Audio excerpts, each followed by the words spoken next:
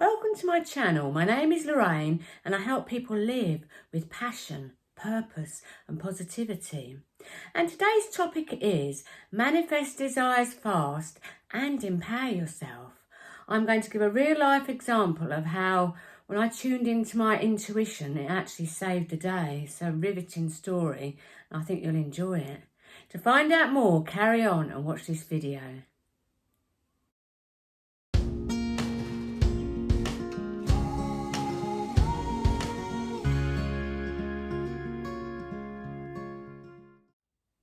Intuition. It can be called many things. It's called intuition, inner being, higher self, gut feeling, an inner knowing, an impulse even. But what it is, it's a sudden thought and feeling that you act on. And you know why to act on it, because you're feeling good. But most people, when they're making decisions or things happen to them in the day, they're making decisions from their lower self, from their ego, that part of them that's not connected to universal intelligence. And that decision is always the wrong decision. And when you start fine-tuning your intuition, you will have access to infinite intelligence. You'll be connected to infinite possibilities that are ingrained in this energy that surrounds us. And the best way to do that, I think, in my opinion, is to start meditating, to quieten the mind, to quieten that chatter. Because that chatter's always going on. And they're usually the same thoughts as that you had yesterday and the day before and the day before that. Psychologists say that we have 60,000 thoughts a day, and 95% of those thoughts are the same thoughts we've had most of our life. They're even thoughts and beliefs that are not our own. They've been ingrained in us since we were children. But to stop that chatter, to turn the volume down of that chatter, you can access your intuition. And you'll ask a question. I ask questions to the universe. Not always by word, just by like an inner knowing. I say, what should I do? What should I do here? And I always get an answer every single time, because I've honed in on my intuition. I've fine-tuned it. I know exactly the right answer, and I'm very solution orientated. But I haven't always been like that. I've been meditating every day since 2008. So you could kind of say I'm an expert. But a lot of people say that they can't meditate, but this video isn't about meditation. It's just the technique for the meditation. I'm just telling you why you can manifest fast when you tune into your intuition and why it empowers you. But just a quick word about meditation, just to start you off. I'm going to do more talks on meditation. But if you haven't done meditation before, that's fine. And there's no wrong way to meditate. And you could start just very, very easily and quickly by just sit in a quiet place, closing your eyes, and just for 5 minutes, set your alarm. Just focus on your breath. That's a good way to start, because a lot of people get put off with meditation because they say, oh, I've got the chatter, I can't meditate. And it's like anything, you've got to practice and you've got to do it every day. And if you do, you turn that volume down of that chatter in your mind, and then you can tap in to universal intelligence. And when you do, there's no turning back. There's no turning back, because everything you do will manifest around you, because you know the right answer. You're tapping in to your inner being, that part of you that knows every single part of who you are, that unique part of you that only you know.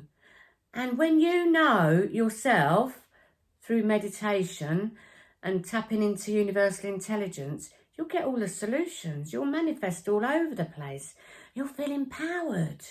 It's well worth it.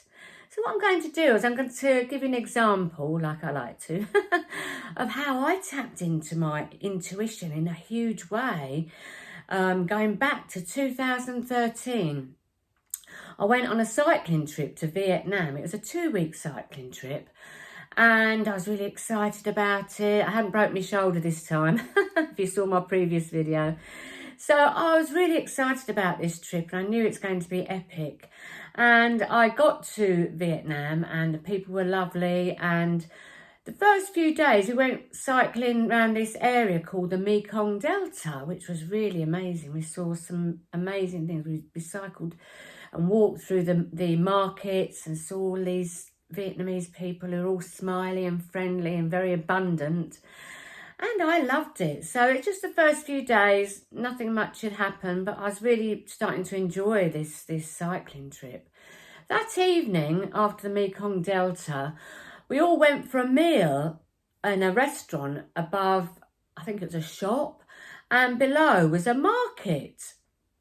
And we all went up there, we had a great time, we chatted, and we all started to get to know each other. After the meal, our leader, son, he said, you can have a walk around the market, guys, if you want, and then we'll meet up here later, or we can do your own thing. I says, great. So I started walking around the market, and a few of my comrades were in front of me. I could see them. Anyway, I was going along the market. There's all these lovely girls on the stalls, and I love my jewellery, and I started looking at jewellery and earrings. I always get a piece from all the countries I go to.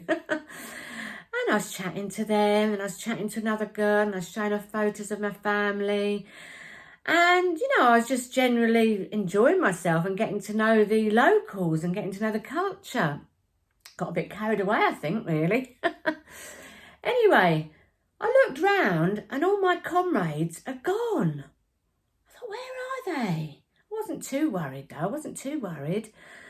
I carried on walking around the market, and I still couldn't find them. They just disappeared. I was on my own in Saigon. It's called Ho Chi Minh City now, but I'm going to call it Saigon because it's easier. So I was in this huge city on my own, and I didn't know how to get back to the hotel. Oh my God. But I still wasn't too worried. Still walking around the market, seeing if I could see them. Still couldn't see them. Had no numbers on me. I had no numbers of the hotel. We do learn though, don't we? Anyway, so I just couldn't see them. And I thought, oh my God, how am I going to get back to the hotel? And there's this huge roundabout in the centre of Saigon. And we'd approached that roundabout, and we'd gone off another roundabout to go to the restaurant. I remembered that. Anyway, I started asking people directions. I knew the name of the hotel, and I asked certain people things. And I got chatting to an Australian guy, and he says, can you remember? Can you look down any of these roads? I said, I can't remember. Anyway, I asked a few taxis, and can you believe this? I said the name of the hotel to the taxi driver. They didn't know where it was. How can that be? You've got to remember, I'm on the other side of the world in a different culture. I'm not in London. Because when you live in England, you can just get into a taxi and be taken anywhere. Because the taxi drivers know, don't they? So anyway, I was talking to this Australian guy, and I was getting really worried by now. And he says, you can come and stay at mine if you like. I says, no, I can't. I don't know you. I don't know you. I says, and I've got to get back to this trip. I'm on a cycling trip with this group. Anyway, so he says, let's go and ask some of the locals. So there's these local people standing around who knew a little bit of English. And he started talking to them about my dilemma. Before I knew it, there's this crowd of people chatting, and I was getting, oh my God, what am I going to do? I thought, what am I going to do? Anyway, I said to this Australian guy, I can't remember his name.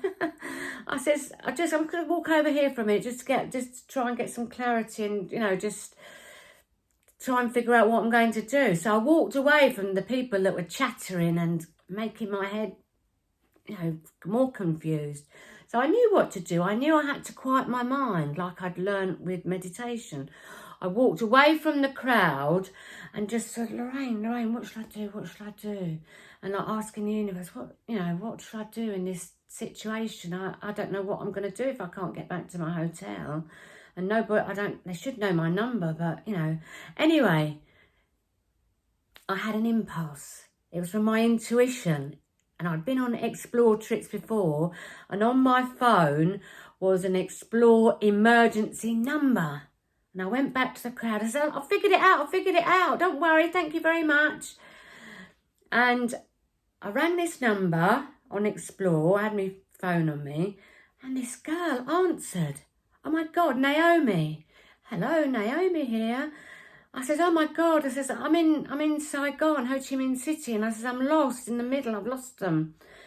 She says, what is the name of your hotel? Do you know the name of your hotel? Aquari. And she looked it up and she gave me the address, the street, the address, everything. I was like, oh my God, you're my lifesaver. Thank you so much. And I went up to this taxi driver. I knew the name. I knew the street. I knew it all. And he knew where it was. Oh my God, thank you, universe. I went back to the Australian guy and the locals. I said, thanks very much. Give the locals a little bit of money for helping me. I said, thank you very much. I'm on my way. Jumped in the taxi, got back to the hotel. And that was my intuition helping me out.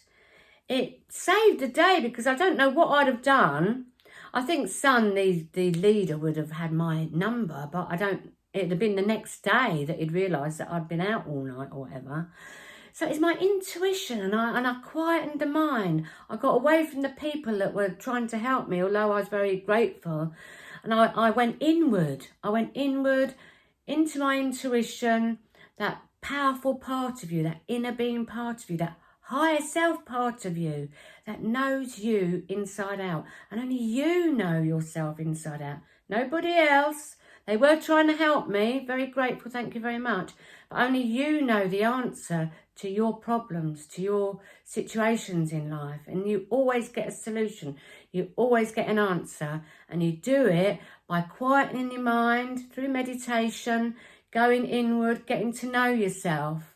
And that will empower you. And it will bring you everything you want in life, your desires and everything. I strongly recommend that you try and hone in on your intuition, that very, very valuable, empowering and powerful part of who you are. Because you're so powerful. We're more powerful than any of us will ever realise. But we only tap into a very, very small percentage of what we're capable of what our potential is.